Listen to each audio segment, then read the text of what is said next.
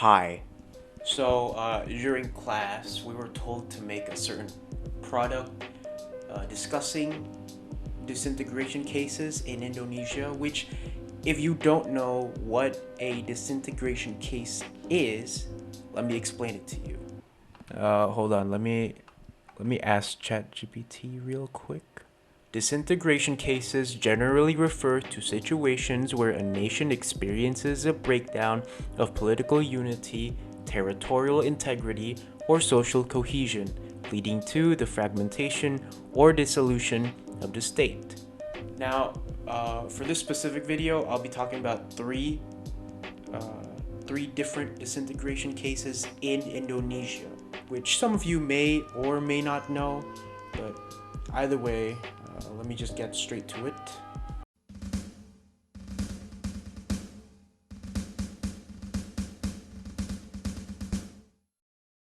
The first disintegration case I would like to mention is Jemaah Islamiyah.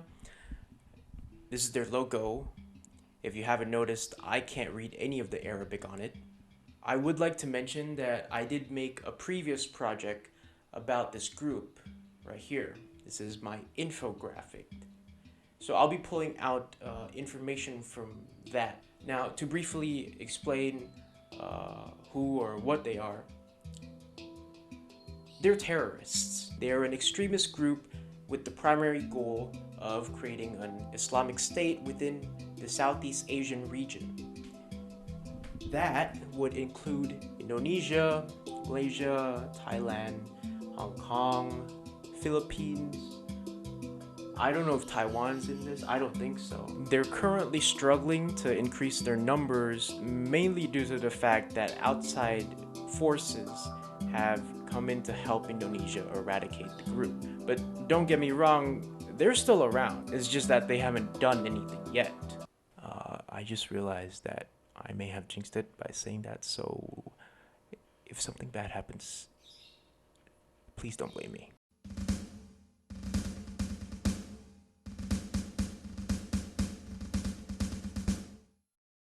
The second disintegration case that I would like to talk about is the OPM, otherwise known as Organisasi Papua Merdeka. The English version would be translated into Free Papua Movement, but I think OPM sounds cooler, so I'll just be calling it that from now on. The OPM has a primary objective of establishing a free independent state, far from Indonesia's grasp. Now, where they're planning to set that up, you can guess. It's in Papua. I do want to preface by saying they are considered terrorists. But I don't think they're as bad as the group I mentioned earlier. Most of their attacks have been set inside the region of Papua and not outside of it. Some of their factions within the group were engaged in warfare with Indonesian police forces. So confrontation is still confrontation. They're going to be considered terrorists because of that fact. Even though I don't believe they're that bad, they are still bad.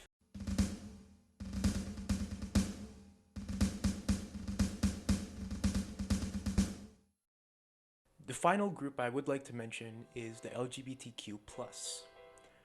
I don't really know why they added a plus in there, but I'm guessing it's mainly due to the fact that if they added all the titles, it would just look like an alphabet. Now, the legal situation for the group, it's pretty complex. While same-sex activity is not explicitly illegal, if you consider the Indonesia's national law, there isn't any legal protection against discrimination for such acts.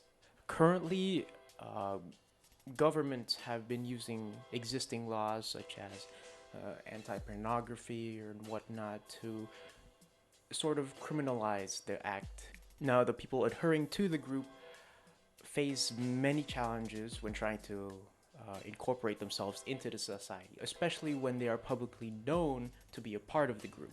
But despite the challenges, there are a lot of people who are willing to fight for the group.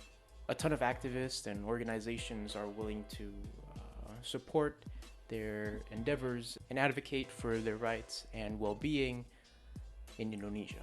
In my personal opinion, I don't really care that much. At the end of the day, it doesn't really affect me because I'm not a part of the group, as far as I can tell. But who knows, maybe in the future something will happen and I'll probably have to care.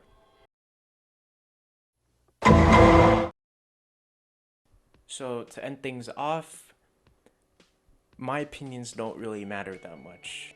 I've already accepted the fact that I don't really matter that much compared to other people, so it's not like me supporting these disintegration cases would help them.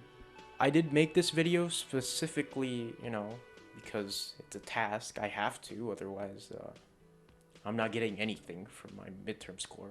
Compared to other things I could have made, I think making a video was a bit more relaxing compared to the other things I could have made. If I'm correct, most of my friends are planning to make a website, which, could be easier.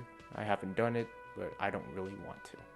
Now, I doubt not a lot of people are going to see this video, so it's probably going to be in my backlog of projects I made. But who knows?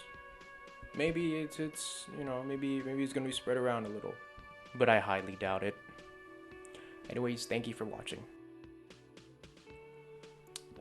So just a side note, we were supposed to explain why this product is important in everyday life, but I didn't do that, so I'll just speedrun it here while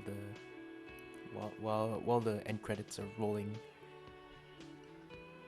So basically, videos are valuable tools for learning and education. They can present information in a dynamic and engaging manner, making it easier to grasp complex concepts. Educational videos are used in schools, online courses, and training programs. I'm sure you've seen most of them before, and they basically help enhancing the learning experience and catering to different learning styles. So yeah, the more you know, I guess.